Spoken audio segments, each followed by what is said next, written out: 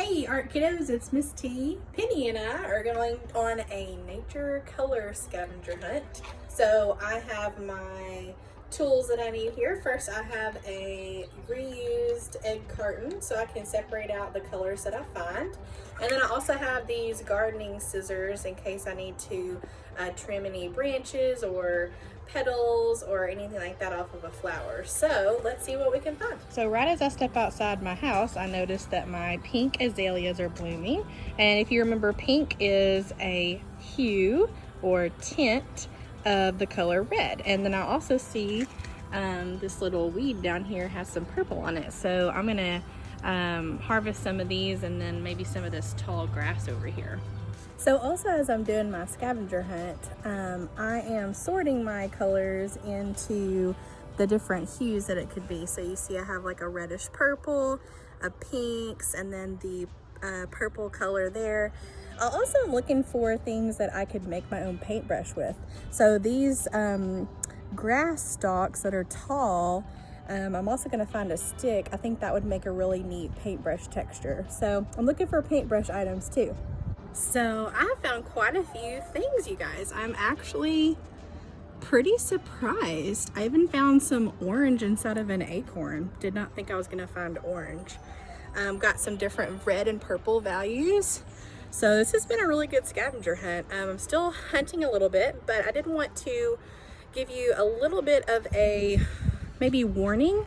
There are some things outdoors that can be a little bit unsafe for you. So one thing I was going to tell you about is feathers. So feathers make a great paintbrush.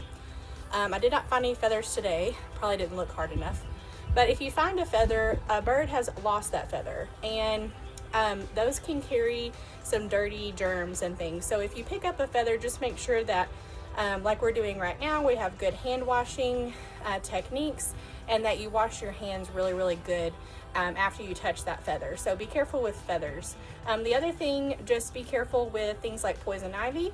You may or may not be allergic to that, but just be safe in what you are picking up and what you find. Be careful on your hunt, and let's finish it up.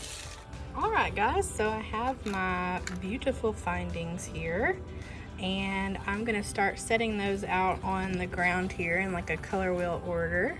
And then I'm going to talk to you a little bit about putting together a nature paintbrush.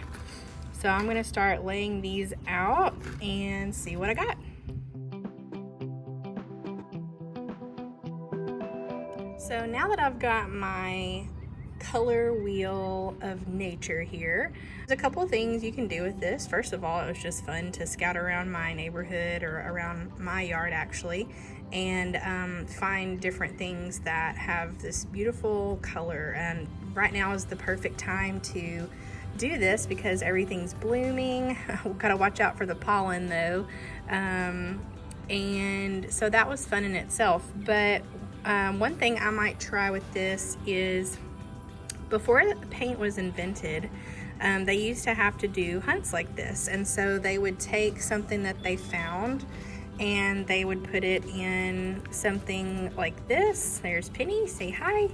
And they would add some maybe water to it and then crunch this up. And this, so purple for example, would give a pigment, which is the main ingredient of our paints that we have today. So I could do that. I could also make a collage with this. Now these are living things, so they will turn eventually, but sometimes it would just be fun to make a collage.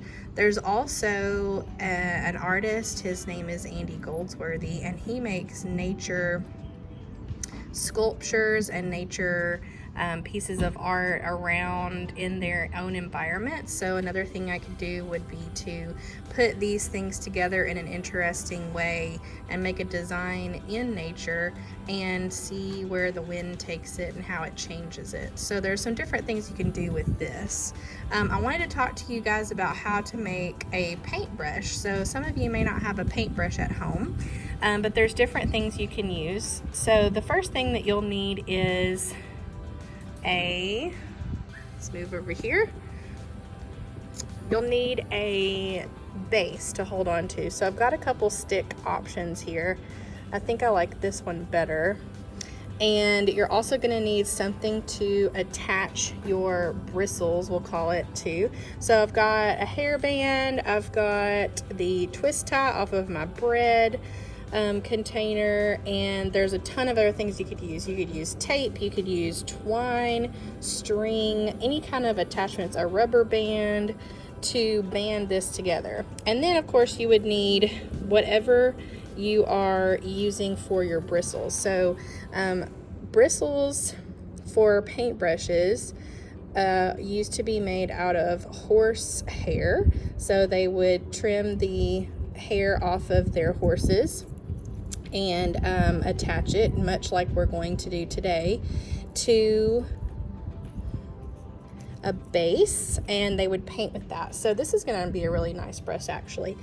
These bristles are pretty long, but I'm not going to trim them from, I would trim them from this end because I want the pointy ends to be able to pick up the paint. So I want all of those to be an even length actually. So I'm going to lay my bristles out. So if you found a feather, or if you're using blades of grass like me, you would just get those prepared for attaching it to your stick or whatever base that you have. It could be anything that's rigid and straight. Okay, so I've got the edges of my grass pretty well lined up. So now what I'm going to do is just hold those tight, and I'm going to put them in line with my stick here with just a little bit hanging out. I think it would be easier for me today. Let's try the bread tie. So I want to do this tight, so I'm going to wrap it and then give it a good tight twist. Let's see. Yeah, that holds really well. So the bristles spread out a little further than I'd like. I would like it to be more tight, so I would just put another attachment, or I would put it closer to the end of the brush. So that's kind of how you would make a brush from nature. Once again, there's lots of things you can use, but you do need something rigid like a stick, and then some sort of way to attach your bristles to your base. So have some fun with that, and I enjoyed going on this nature walk scavenger hunt. Have a great week, guys.